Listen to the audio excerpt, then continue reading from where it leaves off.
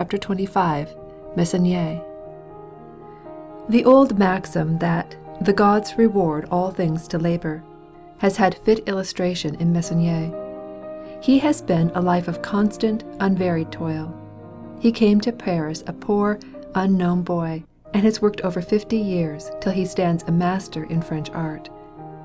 Jean-Louis Ernest Meissonier was born at Lyon in 1811. His early life was passed in poverty so grinding that the great artist never speaks of it, and in such obscurity that scarcely anything is known of his boyhood. At 19 he came to Paris to try his fate in one of the great centers of the world. He, of course, found no open doors, nobody standing ready to assist genius. Genius must ever open doors for itself. The lad was a close observer and had learned to draw accurately. He could give every variety of costume and express almost any emotion in the face of his subject, but he was unknown. He might do good work, but nobody wanted it. He used to paint by the side of Dubonnier in the Louvre, it is said, for $1 a yard. Now his Amateurs in Painting, a chef d'oeuvre of 6 inches in size, is bought by Leoncé for $6,000. Such is fame. Time was so necessary in this struggle for bread that he could sleep only every other night, and for 6 months his finances were so low, it is stated, that he existed on 10 cents a week. No wonder that the sorrows of those days are never mentioned. His earliest work was painting the tops of bonbon boxes and fans. Once he grew brave enough to take 4 little sepia drawings to an editor to illustrate a fairy tale in a magazine for children. The editor said the drawings were charming, but he could not afford to have them engraved, and so returned them with thanks. His first illustrations in some unknown journal were scenes from the life of the old bachelor. In the first picture he is represented making his toilet before the mirror, his wig spread out on the table. In the second, dining with 2 friends. In the third, being abused by his housekeeper. In the fourth, on his deathbed, surrounded by greedy relations. And in the fifth, the servants ransacking the death chamber for the property. For a universal history, he drew figures of Isaiah, St. Paul, and Charlemagne, besides almost numberless ornamental letters and headings of chapters. Of course he longed for more remunerative work, for fame, but he must plod on for months yet. He worked conscientiously, taking the greatest pains with every detail. His first picture, exhibited in 1833 when he was 22, called The Visitors, an interior view of a house with an old gentleman receiving 2 visitors, all dressed in the costume of James I, admirable for its light and shade, was bought by the Society of the Friends of Art for $20. 2 years later, he made illustrations of the Bible for the Sieur Raymond, of Holofernes invading Judea, and Judith appearing before Holofernes. For Paul and Virginia, he made 43 beautiful landscapes. They contain evidence of long and careful work in the hothouses of the Jardin des Plantes, and in the front of the old bric-a-brac dealer's stalls, which used to stand about the entrance to the Louvre. And how admirably, with the help of these slowly and scrupulously finished studies, could he reproduce, in an ornamental letter or floral ornament, a lily broken by the storm, or a sheaf of Indian arms and musical instruments. In 1836, his Chess Players, 2 men watching intently the moves of chess, and The Little Messenger attracted a crowd of admirers, each sold for $20. He had now struggled for 6 years in Paris. It was high time that his unremitting and patient work should find approval. The people were amazed at so vast an amount of labor in so small a space. They looked with their magnifying glasses and found the work exquisite in detail. They had been accustomed to great canvases, glowing colors, and heroic or romantic sentiments, but here there was wonderful workmanship. When the people began to admire, critics began to criticize. They said, Meissonier can depict homelike or ordinary scenes, but not historic. He said nothing, but soon brought out Diderot among the philosophers, Grimm, D'Alembert, Baron Holbach, and others in the 17th century. Then they said he can draw interiors only, and on canvas not much larger than his thumbnail. He soon produced the Portrait of the Sergeant, one of the most daring experiments in the painting of light in modern art. The man stands out there in the open by himself, literally bathed in light, and he makes a perfect picture. Then they were sure that he could not paint movement. He replied by painting Rixi, two ruffians who are striving to fight but are withheld by friends. This was given by Louis Napoleon to the Prince Consort. Meissonier also showed that he could depict great scenes, by Moreau and Dessoles on the eve of the Battle of Hohenlinden, the retreat from Russia, and the Emperor as Solferino. Into these he put his admiration for Napoleon the Great, and his adoration for his defeated country. In the former picture, the two generals are standing on a precipice, surveying the snow-covered battlefield with a glass. The trees are bending under a strong wind, and the cloaks of the generals are fluttering behind them. One feels the power of this picture. In painting The Retreat from Russia, the artist borrowed the identical coat worn by Napoleon and had it copied, crease for crease and button for button.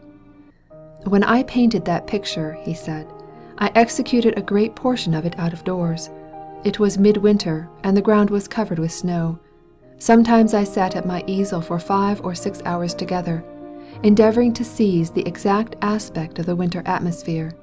My servant placed a hot foot-stove under my feet, which he renewed from time to time, but I used to get half frozen and terribly tired." He had a wooden horse made in imitation of the white charger of the emperor, and seating himself on this, he studied his own figure in a mirror. His studies for this picture were almost numberless: a horse's head, an uplifted leg, cuirasses, helmets, models of horses in red wax, etc. He also prepared a miniature landscape strewn with white powder resembling snow, with models of heavy wheels running through it, that he might study the furrow made in that terrible march home from burning Moscow. All this was work, hard, patient, exacting work. It had now become evident to the world, and to the critics as well, that Meissonier was a master, that he was not confined to small canvases nor home scenes. In 1855 he received the Grand Medal. In 1856 he was made an Officer of the Legion of Honor. In 1861 a member of the Institute, and in 1867 at the International Exhibition he received the Grand Medal again. When the prizes were given by the Emperor, the Battle of Solferino was placed in the center of the space cleared for the ceremony, with the works of Reimers, the Russian painter, Naus of Prussia, Rousseau, the French landscape painter, and others. This painting represents Napoleon III in front of his staff, looking upon the battle as a cool chess player studies a chessboard. On the right, in the foreground, some artillerymen are maneuvering their guns. The corpses of a French soldier and 2 white Austrians, torn to rags by some explosion, show where the battle has passed by. Meissonier's paintings now brought enormous prices. His Marshal Saxe and his staff brought $8,600 in New York. The soldiers at cards in 1876, in the same city, $11,500. In 1867, his Cavalry Charge was sold to Mr. Probasco of Cincinnati for $30,000, and the Battlefield of Friedland, upon which he is said to have worked for 15 years, to A.T. Stewart of New York for $60,000. Every figure in this was drawn from life, and the horses molded in wax. It represents Napoleon on horseback, on a slight elevation, his marshals grouped around him, holding aloft his cocked hat in salutation as the soldiers pass hurriedly before him. Edmond About once wrote, "To cover M. Meissonier's pictures with gold pieces would simply be to buy them for nothing, and the practice has now been established of covering them with banknotes." The blacksmith, shoeing a patient old cart horse, perfect in anatomy, La Halte, some soldiers at an inn now in Hertford House Gallery, and La Barricade, a souvenir of the Civil War, are among the favorite pictures of this famous man. And yet, as one looks at some of the exquisite work about a convivial scene, the words of the great Boston painter, William Hunt, come to mind. Being shown a picture, very fine in technique, by a Munich artist of a drunken man holding a half-filled glass of wine, he said, "It is skillfully done, but what is the use of doing it? The subject isn't worthy of the painter." Rarely does a woman appear in Meissonier's pictures. He has done nothing to deprave morals, which is more than can be said of some French art. His portrait of Madame Henri Thénard was greatly admired, while that of Mrs. Mackay was not satisfactory, and was said to have been destroyed by her. Few persons, however, can afford to destroy a Meissonier. When told once that he was a fortunate man, as he could possess as many Meissoniers as he pleased, he replied, "No, no, I cannot. That would ruin me. They are a great deal too dear."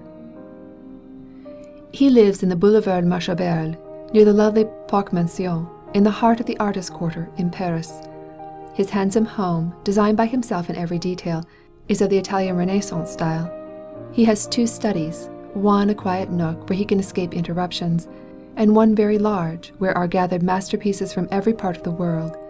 Here is a courtyard in the time of Louis XIII, brilliantly crowded with figures in gala dress, a bride of the same period, stepping into an elegant carriage of a crimson color, for which Meissonier had a miniature model built by a coachmaker to study from. A superb work of Titian, a figure of an Italian woman in a robe of green velvet, the classic outline of her head shown against a crimson velvet curtain in the background. A sketch of Bonaparte on horseback, at the head of his picturesquely dressed staff, reviewing the young conscripts of the army of Italy, who are cheering as he passes, and many more valuable pictures. Here, too, are bridles of black leather with silver ornaments, once the property of Murat. One picture here, of a special interest, was painted at his summer house at Poissy, when his house was crowded with German soldiers in the War of 1871. To escape their company, says M. Clerty, in the rage that he experienced at the national defeat, he shut himself up in his studio, and threw upon the canvas the most striking, the most vivid, the most avenging of allegories. He painted Paris, enveloped in a veil of mourning, defending herself against the enemy, with her soldiers and her dying grouped round a tattered flag, sailors, officers, and fusiliers, soldiers, National Guards, suffering women, and dying children. And, hovering in the air above them, with a Prussian eagle by her side, was Famine, wan and haggard Famine, accomplishing the work that the bombardment had failed to achieve. His summer home, like the one in Paris, is fitted up luxuriously. He designed most of the furniture and the silver service for his table. Flowers, especially geraniums and tea roses, blossom in profusion about the grounds, while great trees and fountains make it a restful and inviting place. The walls of the dining room are hung with crimson and gold satin damask, against which are several of his own pictures. An engraver at work, clad in a red dressing gown, and seated in a room hung with ancient tapestry, has the face of his son Charles, also an artist, looking out from the frame. One of Madame Meissonier also adorns this room. Nearby are his well-filled stables, his favorite horse, Rivoli, being often used for his model. He is equally fond of dogs, and has several expensive hounds. How strange all this, compared with those early days of pinching poverty. He is rarely seen in public, because he has learned, what, alas, some people learn too late in life, that there is no success without one commands his or her time. It must be frittered away neither by calls nor parties, neither by idle talk nor useless visits. Painting or writing for an hour a day never made greatness. Art and literature will give no masterships except to devotees. The young lady, sauntering down to look at ribbons, never makes a George Eliot. The young man, sauntering down to look at the buyers of ribbons, never makes a Meissonier. Nature is rigid in her laws. Her gifts only grow to fruitage in the hands of workers. Meissonier is now 74, with long gray beard and hair, round, full face, and bright hazel eyes. His friend, Clerty, says of him, "This man, who lives in a palace, is as moderate as a soldier on the march. This artist, whose canvases are valued by the 500,000, is as generous as a nabob. He will give to a charity sale a picture worth the price of a house. Praised as he is by all, he has less conceit in his nature than a wholesale painter." January 31st, 1891, at his home in Paris, the great artist passed away. His illness was very brief. The funeral services took place at the Church of the Madeleine, which was thronged with the leaders of art and letters. An imposing military cortege accompanied the body to its last resting place at Poissy, the summer home of the artist, on the Seine, 10 miles from Versailles. End of chapter 25.